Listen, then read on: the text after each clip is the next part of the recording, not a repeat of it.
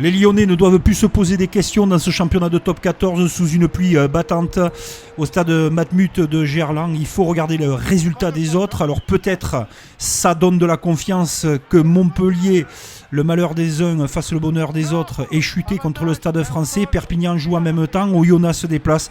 Mais il faut compter que sur sa performance, la réelle performance des Lyonnais qui ont un effectif dense et qui ont un effectif de qualité pour remporter ce match face à l'UBB qui recherche bien sûr la qualification. Léo Berdeux dans un premier temps réalise cette pénalité et en face l'Union face à ce nombreux public lyonnais qui sait que son équipe joue son maintien et force est de constater qu'il jouait les demi-finales la saison dernière. Eh bien ces Lyonnais doivent faire preuve d'autorité comme leur troisième ligne Poku qui marque cet essai.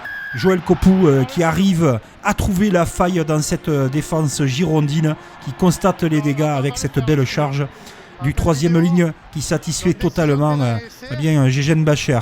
Avec des Bordelais qui eux, au contraire, quand ils ont les munitions dans cette première période, on ne voit pas grand chose justement au niveau des images, mais au niveau de la possession, les Bordelais sont capables de marquer, ils ne le font pas et ils se font cueillir par les Lyonnais avec ce maul pénétrant extraordinaire.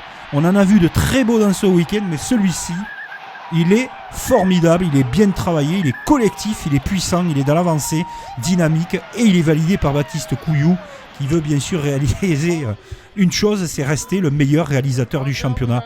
Énorme effort et collectif de la part des Lyonnais, où Clément Ménadier et les Girondins constatent les dégâts.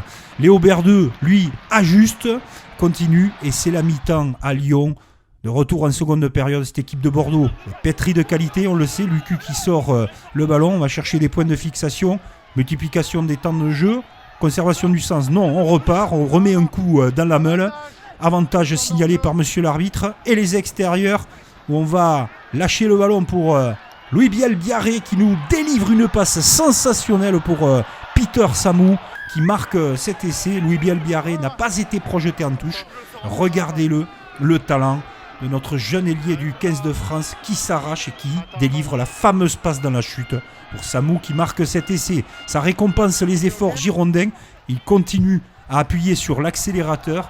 Les Lyonnais sont dans une période où ils vont les contrer. C'est à la 80e et ça fait très très mal. Mais regardez, il y a eu un manque de justesse dans la transmission et c'est Nignashvili, ce diable de Nignashvili sous la pluie, sous des cordes de pluie qui fait exploser le Matmut Stadium de Gerland et qui fait un bien fou au moral des Lyonnais. Les Girondins étaient en possibilité de marquer un essai, ils dominaient. Et là, regardez cette course, cette chevauchée, un petit manque de justesse sur la passe, mais derrière, l'opportunisme et suivre l'action, il faut y croire jusqu'au bout. Les Lyonnais l'ont fait et c'est peut-être par cela que le maintien passera. Y croire jusqu'au bout tout au long d'une rencontre. Pour Bordeaux, c'est bien dommage, mais en tout cas, ils ont manqué les opportunités en première période et Paddy Jackson ajuste pour une belle victoire de Lyon face à cette équipe de l'UBB qui joue la qualification dans le championnat. Forcément des sourires, mais il va falloir continuer le travail.